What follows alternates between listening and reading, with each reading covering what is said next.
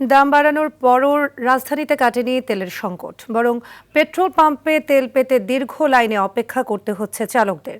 আবার কোথাও তেল না থাকায় বন্ধ রাখা হয়েছে পাম্প। এতে ভোগান্তির সাথে বাড়ছে তীব্র ক্ষোভ।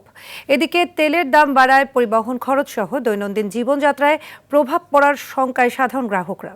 সর্দার রাজীবের প্রতিবেদনে দেখুন বিস্তারিত। জ্বালানি অস্থিরতার মধ্যে দেশে তেলের দাম বাড়ানো হলেও কমছে না সংকট। পর্যাপ্ত তেল না পাওয়ায় এখনও পাম্পগুলোতে চলছে রেশনিং পদ্ধতি। প্রতিদিন সকাল 8টা থেকে তেল দেওয়া শুরু করে শাহবাগের মেঘনা মডেল সার্ভিস সেন্টার। তবে এর আগেই দীর্ঘ লাইনে অপেক্ষা করতে থাকে জ্বালানি নিতে আসা গাড়ির চালকরা। দাম বাড়ানোর পরেও যে এত ভোগান্তি, এটা অবিশ্বাস্য, এটা মেনে নেওয়া যায় না। 5 লিটার না হোক, 200 টাকার হোক, কিন্তু সব পাম্প যেন অ্যাভেলেবেল থাকে, আমাদের জন্য ভোগান্তি না। রাত 10টা থেকে এসে এখন পর্যন্ত পাম্পের কাছে যেতে পারলাম না। তেল না থাকায় বন্ধ রাখা হয়েছে পাশের পূর্বাচল ট্রেডার্স। রেশনিং পদ্ধতির তেলে গ্রাহক চাহিদা পূরণ করতে পারছে না পাম্পটি। রবিবার দুপুরেও তেল দেওয়া শুরু করতে পারে নাই বাড্ডার মক্কা পেট্রোলিয়াম। ফলে ঘন্টার পর ঘন্টা পাম্পটিতে তেলের জন্য অপেক্ষা করছে অসহায় গ্রাহকরা। যাদের রেফারেন্স আছে তারা পাচ্ছে 100 লিটার, আর যাদের রেফারেন্স নাই তাদের দিচ্ছে হলো 30 লিটার।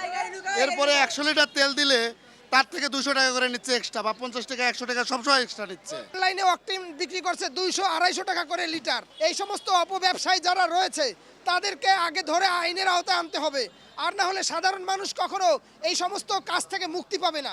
বিজয় সরণির ট্রাস্ট ফিলিং স্টেশনে তেল সরবরাহ অব্যাহত থাকলেও তা পেতে চালকদের অপেক্ষা করতে হচ্ছে 8 থেকে 10 ঘন্টা। এমনিতে গরম, অস্থির আর তেলের সংকট।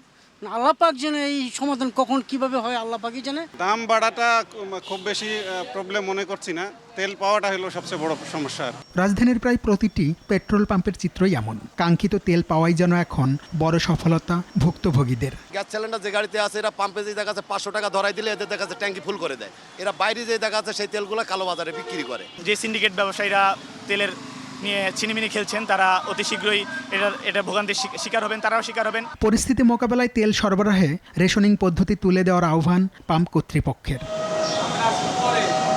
সর্দার রাজীব, আর টিভি, ঢাকা।